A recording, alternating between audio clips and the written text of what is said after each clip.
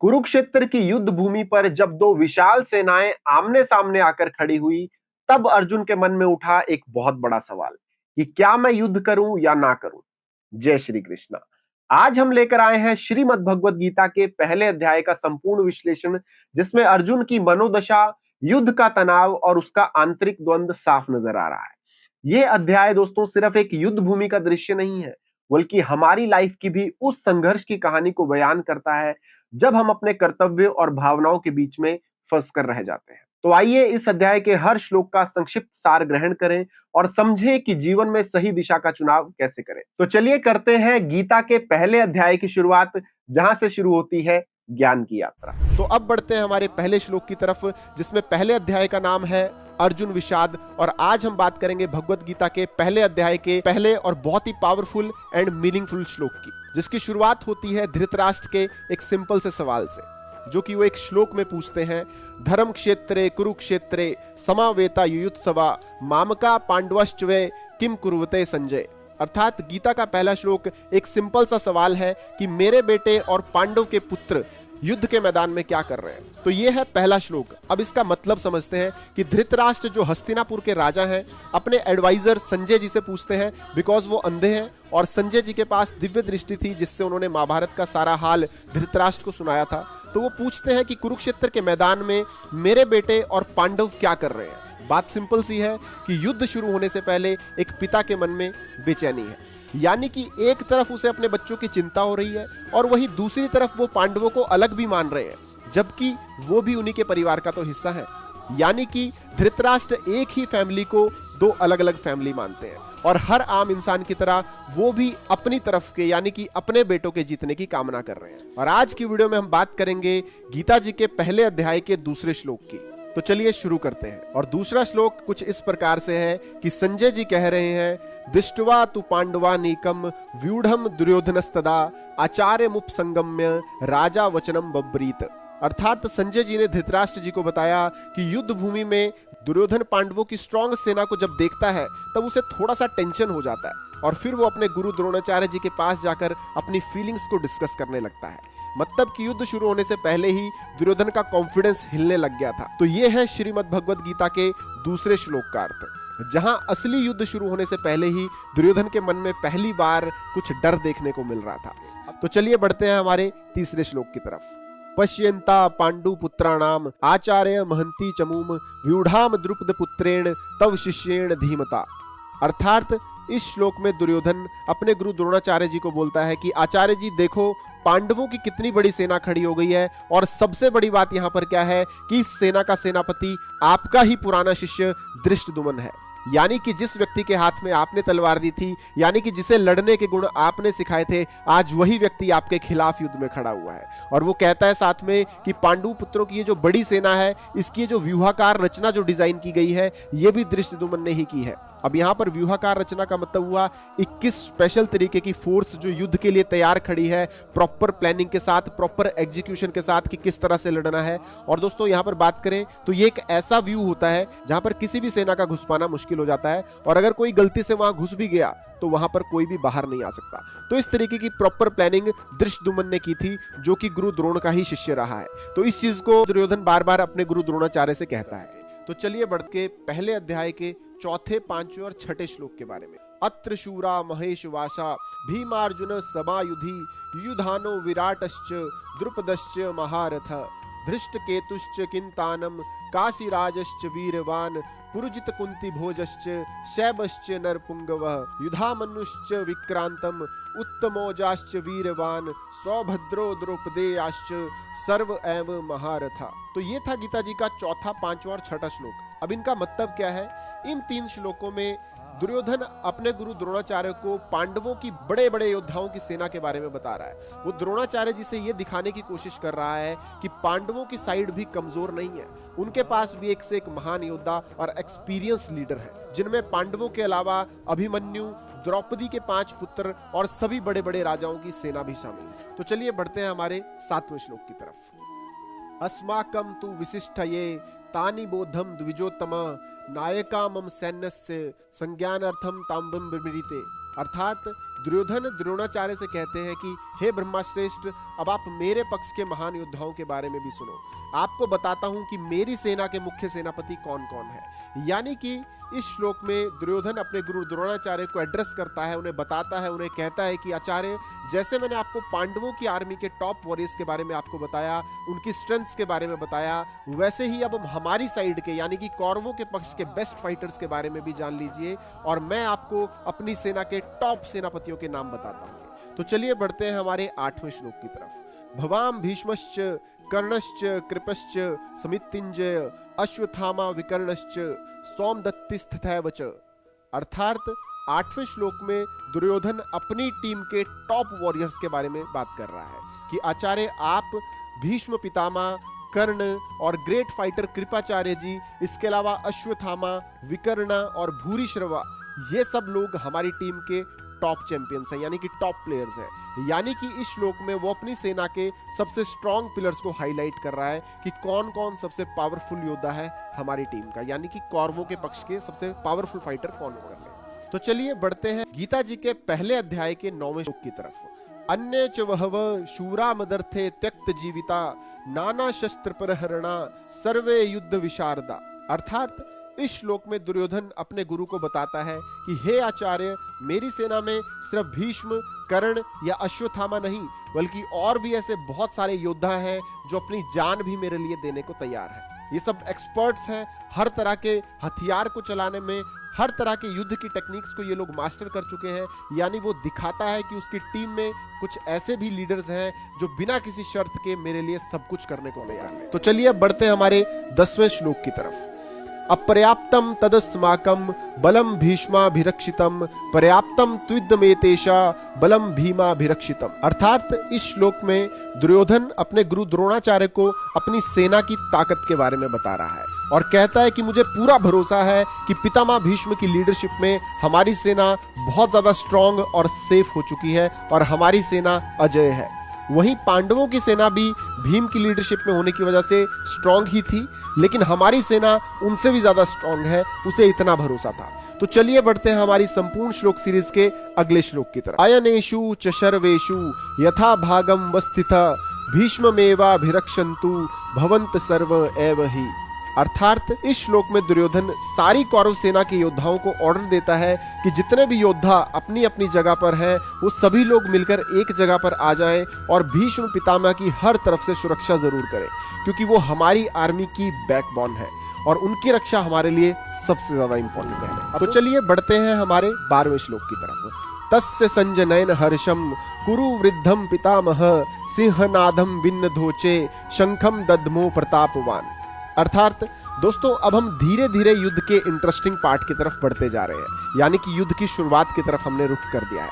तो इस श्लोक का अर्थ है कि जब दुर्योधन लड़ाई को लेकर थोड़ा नर्वस होने लगा था, थोड़ा टेंशन होने लगा था, तब पितामह भीष्म ने एक लॉयन की तरह, एक शेर की तरह अपना शंख जोर से बजाकर पूरी कौरव सेना का उत्साह अलग ही लेवल पर बढ़ा दिया था। और ये महाभारत के युद्ध की शुरुआत का ऑफिशियल शंखनाद था, यानी कि यहां से युद्ध की शुरुआत होती है। तो चलिए बढ़ते हैं श्लोक 13 की तरफ।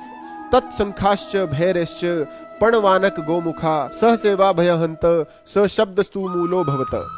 अर्थात इस श्लोक में बताया गया है कि कैसे महाभारत के युद्ध के मैदान पर भीष्म पितामह के शंखनाद करने के बाद पूरी कौरव सेना के शंख, भेड़ी और ढोल नगाड़े बजने लगे थे। यानी कि शंखनाद और इंस्ट्रूमेंटल का बजना युद्ध की शुरुआत और एक्साइटमेंट को शो करता है।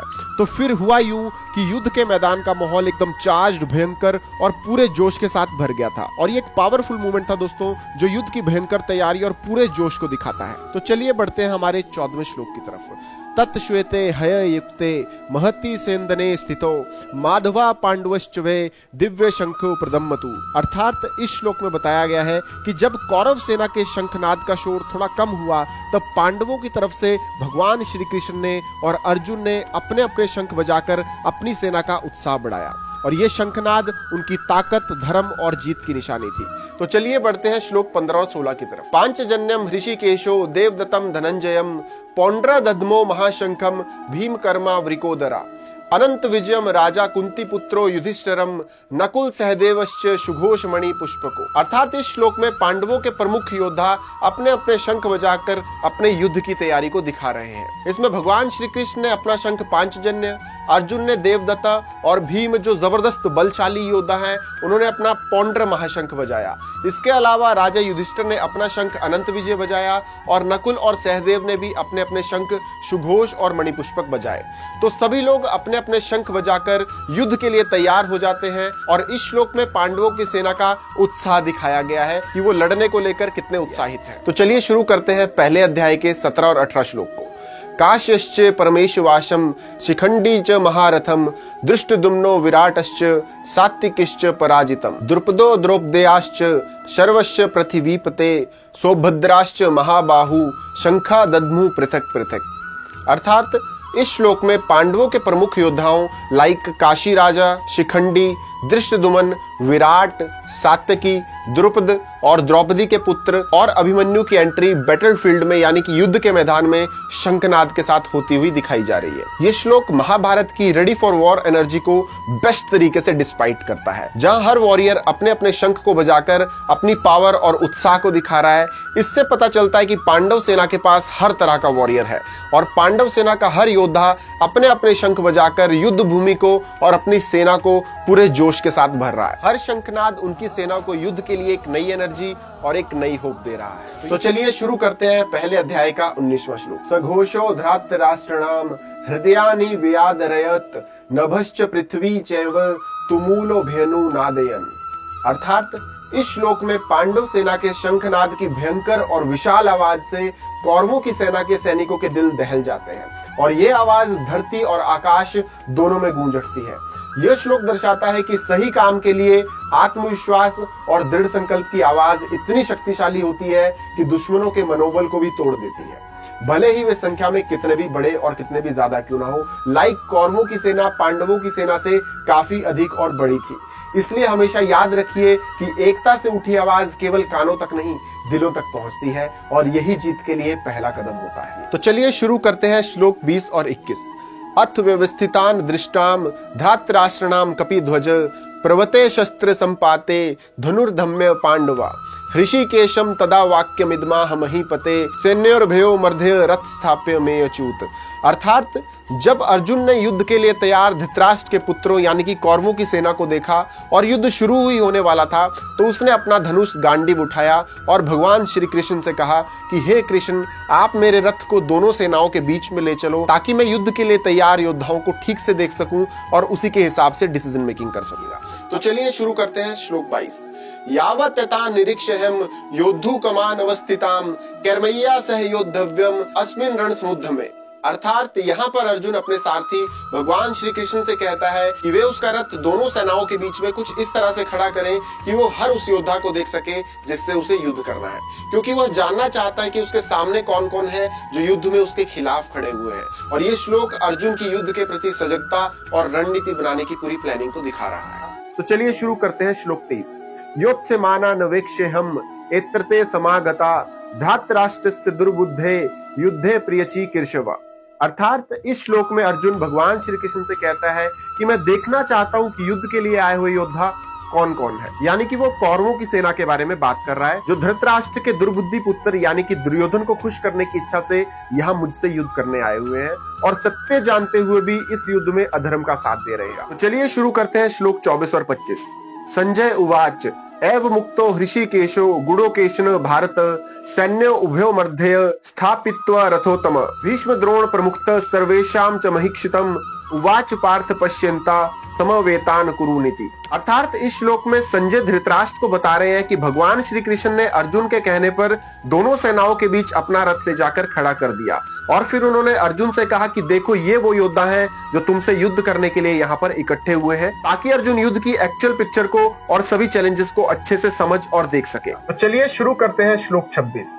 तत्र पश्यन्ति तपार्थम पितृनथ पितामहान आचार्य मातुलान भ्रात्रान पुत्रान पौत्रान सखीस्तथान। अर्थात जब अर्जुन का रथ युद्ध भूमि के बीच में था और उसने युद्ध भूमि में उसके खिलाफ युद्ध करने खड़े हुए अपने परिवार वालों, रिश्तेदारों, गुरु और मित्रों को देखा तो उसका मन थोड़ा भावुक हो उठा उसने सोचा कि इन सभी अपने रिश्तेदारों से, अपने दोस्तों से ही मुझे लड़ना होगा। तो ये बात सोचकर वो थोड़ा सा भावुक हो गया था।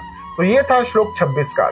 तो चलिए शुरू करते हैं श्लोक 27। श्रवासुरान सहृदयश्चैव सैन्योरु भयोरपि तान समीक्ष्य स कौन्तेय सर्वान बंधुन वस्थितान। अर्थात अर्जुन ने जब दोनों और अपने बंधु बांधव, मित्रों और रिश्तेदारों को खड़ा देखा तो उसके मन में करुणा आ गई और वो बहुत ही गहरे शोक में डूब गया कि मुझे इन सब अपनों के ही खिलाफ लड़ना होगा। तो ये था श्लोक 27 का अर्थ। तो चलिए शुरू करते हैं श्लोक 28 और 29।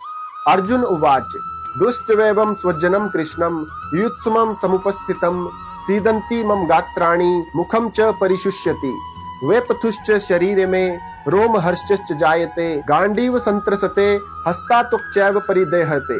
अर्थात अर्जुन बोले, हे कृष्ण, युद्ध के लिए तैयार हुए इन स्वजनों को सामने देखकर मेरे शरीर के अंग स्थिर हो रहे हैं और मेरा मुंह सूख रहा है।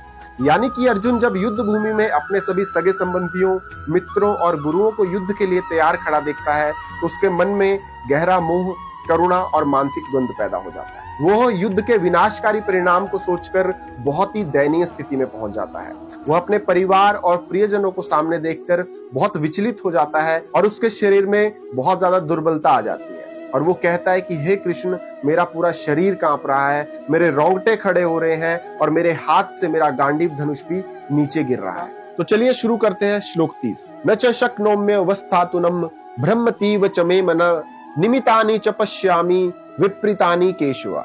अर्थात अर्जुन कहते हैं कि हे कृष्ण, मेरी त्वचा जल रही है और मैं ठीक से खड़ा भी नहीं हो पा रहा हूं और मेरा मन जो है वो मोह के कारण बार बार भ्रमित हो रहा है।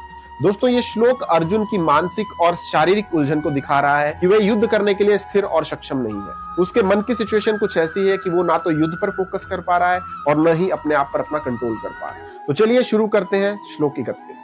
न च श्रेयो नुक्ष्यामि हत्वा स्वजन माहवे निकांक्षे विजयम कृष्णम न च राज्यम सुखानि च। अर्थात अर्जुन कहते हैं कि हे केशव, इस युद्ध में मुझे अपने ही लोगों की हत्या करने में मुझे किसी प्रकार का कोई लाभ या श्रेष्ठता नहीं दिखाई देती और ना ही मुझे उनसे किसी प्रकार की जीत, ना ही राज्य और ना ही उस राजयोग के सुखों की किसी प्रकार की कोई इच्छा है। तो इस प्रकार अर्जुन इस श्लोक में अपने आंतरिक द्वंद्व और वास्तविक युद्ध के खिलाफ अपने मोह और दुविधा को व्यक्त कर रहा है। तो चलिए शुरू करते हैं श्लोक 32, 33, 34 और 35 के बारे में। कीन राज्येन गोविंद की भोगेर जीवितेन वा येषामर्थे कांक्षित नो राज्यन भोगा सुखानि च त इमेव स्थितम युद्धे प्राणासक्तेता धनानि च आचार्यं पितृ पुत्रो तथैव च पितामह मातुला शुशुरा पौत्रा स्याला संबंधिनी तथा ऐत्रा हन्तुमिच्छामि धन्नोऽपि मधुसूदनम् अपि त्रिलोक राज्यस्य हेतो किन्नुम मही कृते निहत्य धातराष्ट्रणाम का प्रीति स्या जनार्दन। अर्थात हे गोविंद, ऐसे राज्य, भोग या जीवन का क्या ही अर्थ जब हमारे अपने ही इन सबसे दूर हो जाए। और जिन लोगों के लिए हम राज्य, सुख और भोग की इच्छा रखते हैं वे सभी तो यहाँ युद्ध भूमि में अपने प्राण और धन त्यागने के लिए बिल्कुल तैयार खड़े हैं। यहाँ मेरे गुरु, पिता, पुत्र, पितामह, मामा, पौत्र, साले और अन्य सभी सगे संबंधी युद्ध करने के लिए मेरे सामने खड़े हुए हैं। तो हे मधुसूदन, मैं इन्हें बिल्कुल भी नहीं मारना चाहता। इवन अगर ये मुझे मारने के लिए भी तैयार है तो भी मैं इन्हें नहीं मारना चाहता। अगर इन्हें मारकर मुझे तीनों लोगों का राज्य भी मिले तो भी मैं इन्हें नहीं मारना चाहता। फिर एक छोटे से राज्य की तो बात ही क्या है, और मुझे धृतराष्ट्र के इन पुत्रों को मारकर क्या ही सुख मिलेगा। तो ऐसा अर्जुन श्री कृष्ण जी से कहता है। तो चलिए शुरू करते हैं श्लोक 36। पाप मेवा श्रेय दस्मान हत्वे ताना तताईन तस्मान रहा वय हंतु धात राष्ट्रान सो बांधवान स्वजनम हिम कथम हत्वा सुखन्नि श्याम माधवा। अर्थात हे माधव, इन सभी अपनों को मारने से हमें केवल पाप ही लगेगा, इसलिए धृतराष्ट्र के पुत्रों और हमारे अपने ही सगी संबंधियों को मारना ठीक नहीं है। अपने स्वजनों की हत्या करके हम कैसे ही सुखी हो सकते हैं। तो चलिए शुरू करते हैं श्लोक 37 और 38।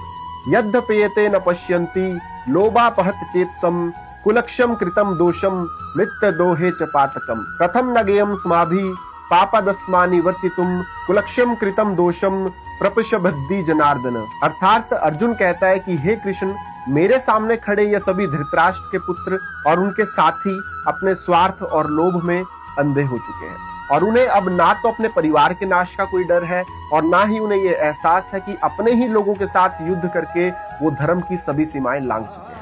लेकिन प्रभु, हम तो समझदार हैं, हमें तो ये देखना चाहिए कि ऐसे विनाश से केवल पाप और पछतावा ही मिलेगा।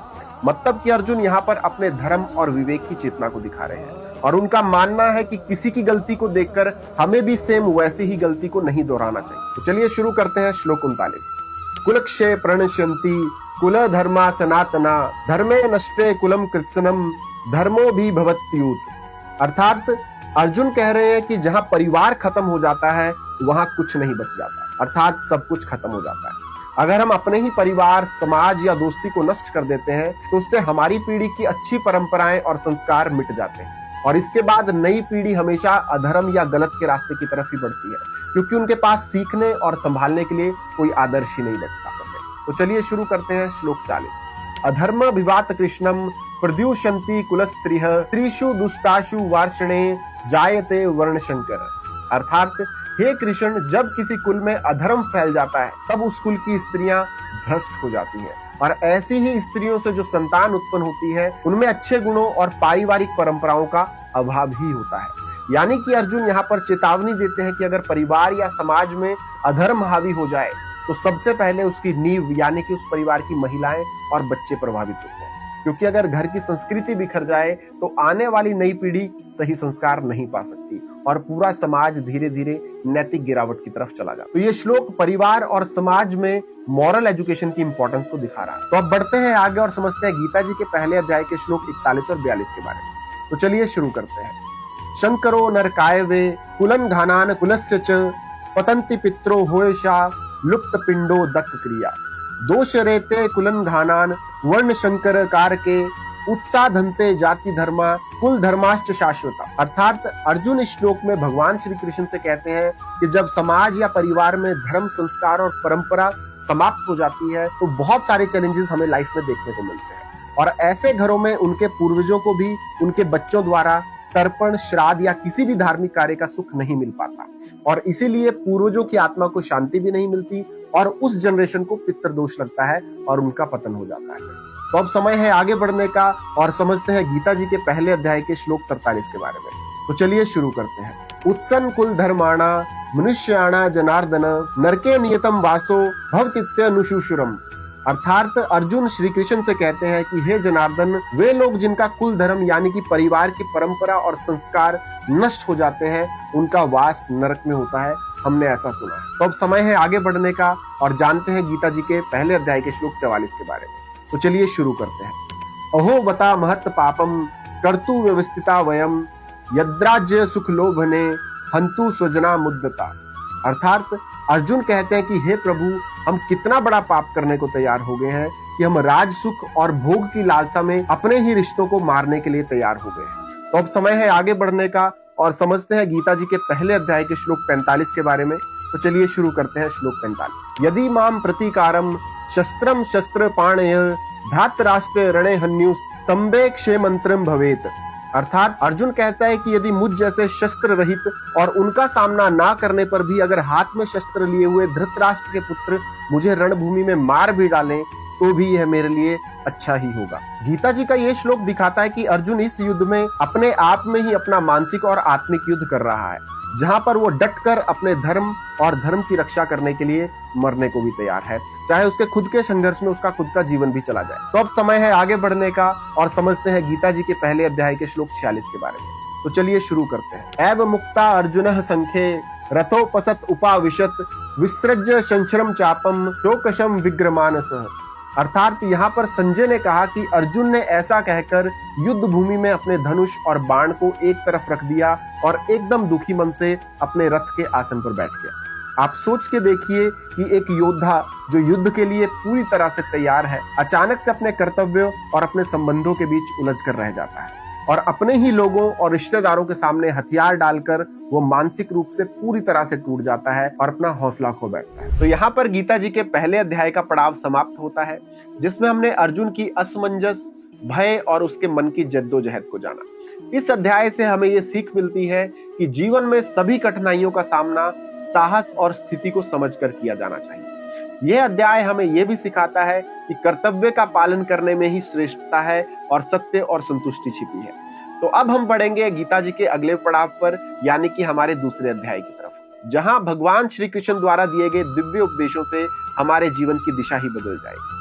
तो दोस्तों, अगर आपको भी गीता जी के पहले अध्याय से कोई सीख, कोई प्रेरणा मिली हो तो इस वीडियो को लाइक और शेयर जरूर करें, ताकि औरों तक भी ये ज्ञान पहुंच सके। और संपूर्ण गीता जी के पाठ के लिए हमारे चैनल ज्ञान के स्वास्थ्य को तुरंत सब्सक्राइब कर लें, ताकि आगे भी ऐसे ही ज्ञानवर्धक धार्मिक वीडियो आपको सबसे पहले मिलते रहे। जय श्री कृष्ण।